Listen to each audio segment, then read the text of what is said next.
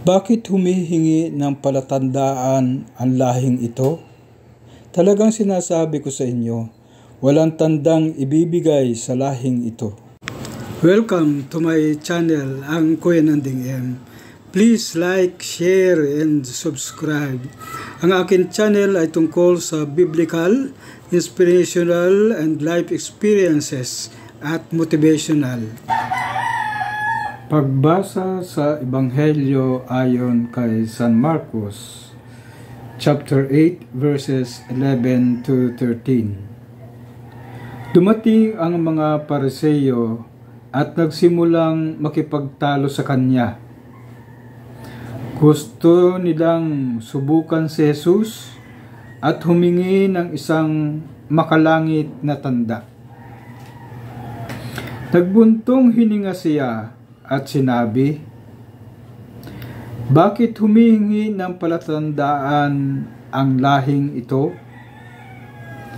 Talagang sinasabi ko sa inyo, walang tandang ibibigay sa lahing ito." Kaya iniwan sila ni Jesus at sumakay sa bangka patawid sa kabilang ibayo. Ang Ebanghelyo ng ating Panginoon.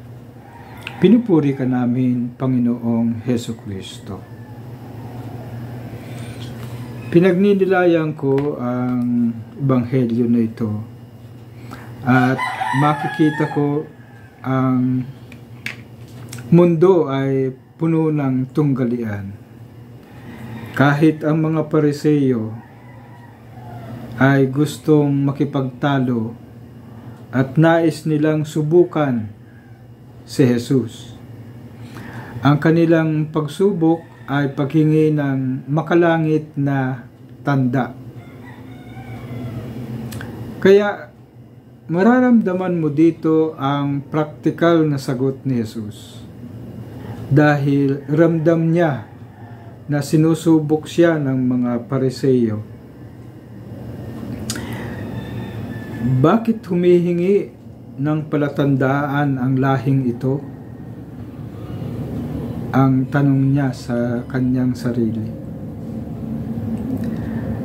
Talagang sinasabi ko sa inyo, inulit niya, na walang tandang ibibigay sa lahing ito. Napaka-practical na sagot ni Jesus. Magandang pagnilayan ito dahil sa ating buhay tayo din ay katulad ng mga Pariseo na naghihintay ng mga palatandaan sa ating buhay. Kahit sa ating mga panalangin, sa ating hinihingi sa Kanya, marami tayong bersyon na humihingi tayo ng palatandaan na ibibigay ito ng Diyos. Minsan,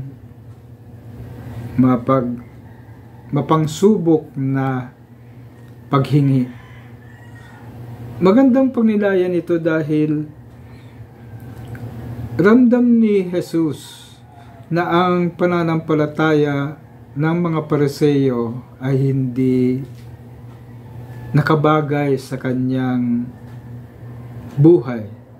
Hindi nila kilala si Jesus. At wala silang pagsisikap na malaman ang kanyang mga plano sa buhay. Kaya sa pagtatalo, lumabas na humihingi sila ng mga panlabas na palatandaan para siduin at subukan si Jesus. Isang magandang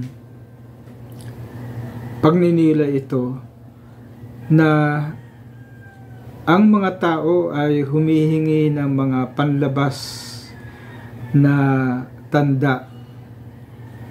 Pero kung mararamdaman natin ang mga ibang pagbasa na ang sentro ng mga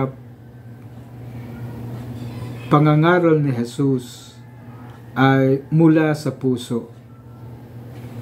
Ang pananampalataya at ang pag-ibig sa kapwa ang sentro ng kanyang mga pagtuturo. Kaya mahalaga sa atin na ang palatandaang ito ay hindi panlabas, kundi isang panloob na pananampalataya na kung saan ang ating puso, ang ating mga karanasan kay Jesus ay ibinibigay niya ang palatandaan at binigyan tayo ng Diyos ng pag-iisip, ng puso at ng diwa upang ang ating pananampalataya ay maisabuhay. Ang Diyos ay tuloy-tuloy na nagbibigay ng palatandaan sa ating loob.